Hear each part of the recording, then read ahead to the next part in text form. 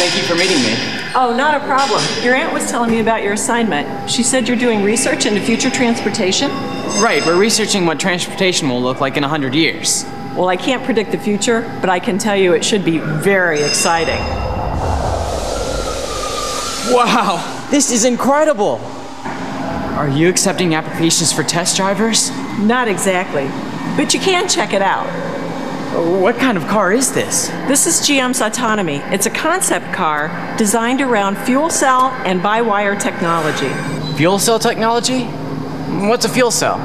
Fuel cells are like batteries, except as long as they're fed fuel, they keep producing energy. They don't go flat or need recharging. This particular type of fuel cell converts hydrogen and oxygen into water and produces electricity and heat in the process. So this car uses hydrogen for fuel instead of gasoline? Yes, it does. So how did you come up with the idea for the Autonomy?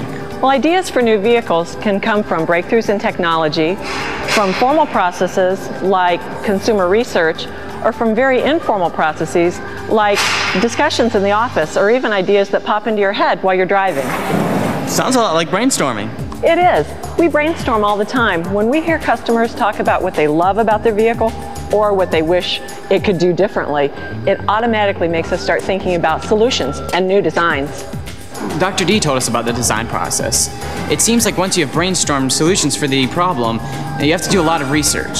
It's really the scientific method in action. To develop an idea into a vehicle is really just a long series of solving problems.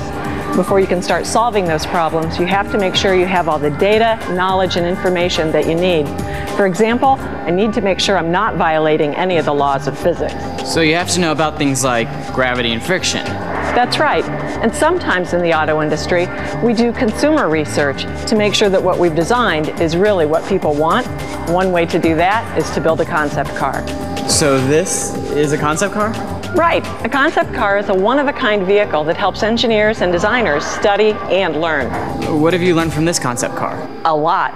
We learned that when you use fuel cells and by-wire technology to drive a vehicle, you no longer need an internal combustion engine, an automatic transmission, a gas tank, or any of the mechanical linkages that we have in cars today.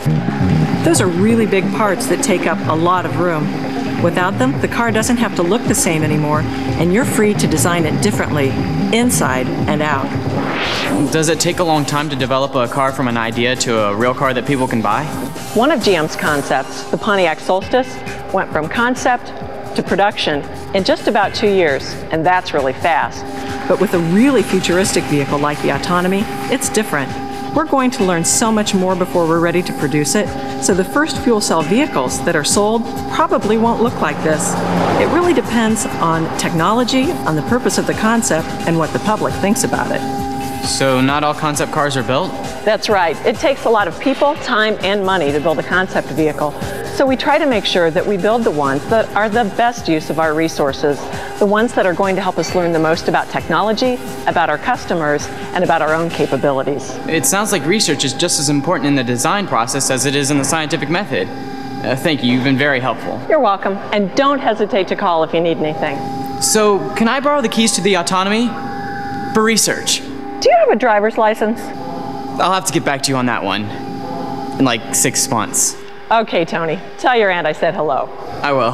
Bye.